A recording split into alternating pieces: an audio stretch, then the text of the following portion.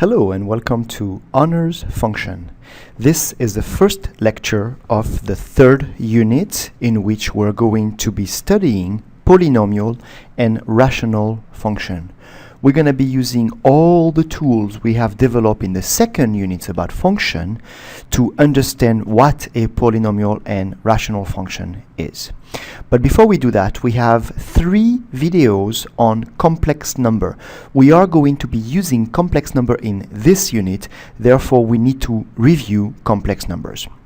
What is a complex number and why do we need them? So this video will actually be an introduction to complex number. It's going to be the motivation, one of the possible motivation behind complex number. Why do we need them? And I will basically repeat what I did in class, okay? So here is a problem, for example. I take a product of a sum of 2 squares and I would like to write this as a sum of 2 squares. How can I solve this problem? Well, there's a brutal way to solve the problem. Let's look at the numbers. 4 and 9, 13, plus 16 and 4, 20. 13 times 20, 260. 130 times 2, 260. So I want to write 260 as the sum of 2 squares. Well, let's check out our square number, right? We have 1, 4, 9, 16, 25, 36, 49, 64. I said 49 and I wrote 45. 49, 64, 81, 100, 121, 144, 169, 14. Now you remember 14 is 10 plus 4, so I'm using a plus b squared, which is a squared plus 2ab plus b squared. I've done that at the beginning of the year, right?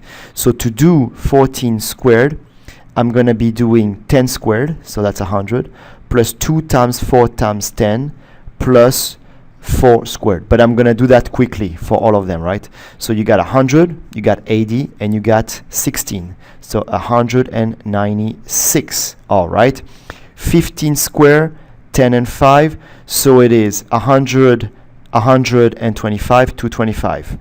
16 squared, 10 and 6. So it's 100. It's 120 and 36. So 256. 17 is 10 and 7, so it's 100. It's 70 times 2, 140, 240, 240 and 49, 289. Please make sure you process that, okay? And oh, that's too far. I want 260. Oh, got it right here. 256 and 4, 260. So this is 2 squared plus, and this was 16 squared. Okay, all right. Well, it was not that painful, right? We did it. Okay, now let's take another problem. Now here's the second problem. If you type this in your calculator, you will find that this number is actually 45,344. And if you try the previous method, the brutal approach, it's gonna take you a while to solve that. So let's do something here. I have a problem. I want to find 2 numbers whose sum of squares add up to this. How do I find them? I think I have a method. Check it out. I'm gonna write this. Now, what is this? Well, I hide what I'm doing because this has no meaning, right? I mean, square root of a negative number doesn't mean anything, right? So what is this all about? I don't know. Let's see. And then I'm writing this. All right, and then I'm gonna distribute that. Okay, so this and this.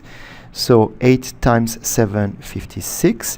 8 times 13, that's 80, and 24, 104. And of course, times root of negative 1, although we're not sure what that means. Plus 7 times 12, 70, and 14, 84, root of negative 1. And then finally, what is 12 times 13 times root of negative 1 squared?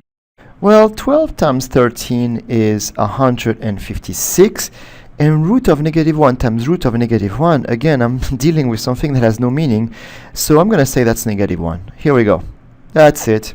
All right, so what do I have? Oh, that's actually very simple. I have negative 100, and here, if I add these two things, I have plus 188 root of negative 1. Okay, you want two numbers, so now I'm doing this right here quickly because I don't want anybody to see what I just did because I did something that is completely meaningless. Nevertheless, I have found two numbers whose sum of squares add up to what I want. And if you type that in your calculator, you're going to find 45,344. So what's at work here? I've played with something that is really bizarre and has no meaning, the square root of a negative number. I played with that, and basically I said, hey, if I do square root of negative 1 times square root of negative 1, I will find negative 1. Well, I can tell you right away, this is not a real number for sure, okay? Because you can't multiply two real numbers and find something negative. That doesn't make sense. If x is real, this has no meaning, right? I mean, it's like, what? So, well, I guess after all, this does have a meaning, right? Because you can give me 10,000 problems like that, and I will quickly find two numbers. There is a method. There's something under it. I have to give a meaning to that, and that is the motivation for complex number. Thank you for watching.